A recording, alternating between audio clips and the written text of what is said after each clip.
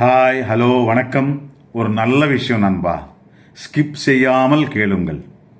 பெத்த தாய்க்கும் தந்தைக்கும் இடையிலே என்ன வித்தியாசம் தெரியுமா? பொதுவாக பெண்களை அம்மா என்று அழைத்து பெருமைப்படலாம். ஆனால் அப்பா என்று அழைப்பது தன்னுடைய இரத்தத்தை பங்கிட்டும் தந்தைக்கு மட்டும்தான் சொந்தம். அதுதான் தந்தைக்கு இருக்கிற ஸ்பெஷாலிட்டி.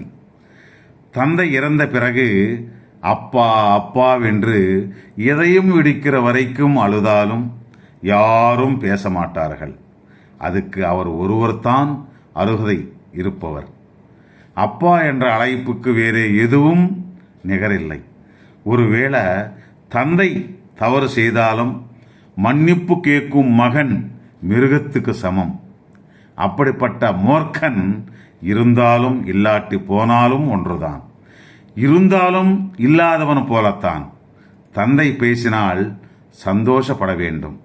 கோபித்து கொண்டால் பயம் வர வேண்டும். கஷ்டத்தை சொன்னால் ரிலாக்ஸ் ஆக வேண்டும். தவறை செய்தால் சரி செய்ய வேண்டுமே தவிர சின்ன சின்ன விஷயங்களுக்கு விட்டுட்டு போவது மூர்க்கனுடைய லட்சணம். தாய் அன்பு, தந்தை கோபம், தாய் மடி, தந்தை தோள், ஒரு பைசா செலவில்லாமல் சின்ன வயதிலே கிடைக்கும். அதனால அவர்களை நல்லபடியாக எந்த கஷ்டம் கொடுக்காமல் வயதான காலத்திலே பார்த்து கொள்ள வேண்டியது பிள்ளைகளுடைய கடமை. எதற்காக என்றால், வயசானதும் எப்படியும் நம்மை விட்டுட்டு செல்வார்கள். அவங்க போன பிறகு எவ்வளவு அழுதாலும் வரப்போறதில்லை. தாய் தந்தை இல்லாதவர்களுடைய நிலைமை அதுதான். மாறுங்கடா, மாறுங்க. இனிமேலாவது நல்லா யோசனை செய்தால் எல்லாமே நல்லபடியாகத்தான் தெரியும். நல்லது தான் நடக்கும். நெகட்டிவாக யோசனை செய்தால் எல்லாமே நெகட்டிவாக தென்படும். மனிதன் அல்ல மாற வேண்டியது, உன்னுடைய மனதை தெரிந்து கொள். புரிந்தது போல தோணும், ஆனால் என்னைக்குமே புரியாதது தாண்டா வாழ்க்கை. புரிந்து கொள்ளும் துணைவி பக்கத்தில் இருந்தால் எவ்வளவு கஷ்டம் வந்தாலும் தெரியாது.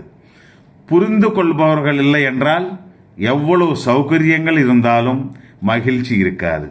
நீ நேர்மையாக இரு நண்பா, அதிருஷ்டம் நம்மை தேடி வரும். ஒரு மரத்தை பற்றி இலைகள், கிளைகள், பூக்கள், பழங்கள் அனைத்தையும் வர்ணிப்பார்கள் கவிஞர்கள். ஆனால் அந்த மரத்தினுடைய ஜீவனாடியான வேரை பற்றி யாராவது சொல்வார்களா?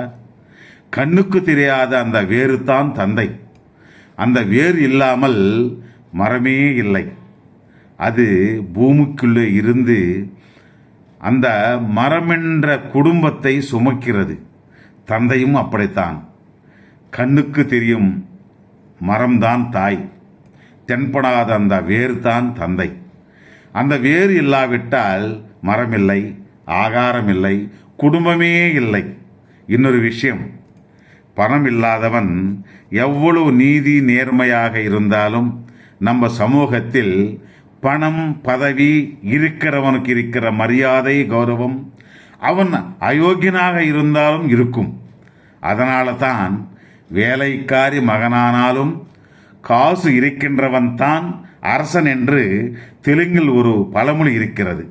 அது முற்றிலும் உண்மை நண்பா, தெரிந்து கொள். இது உண்மை.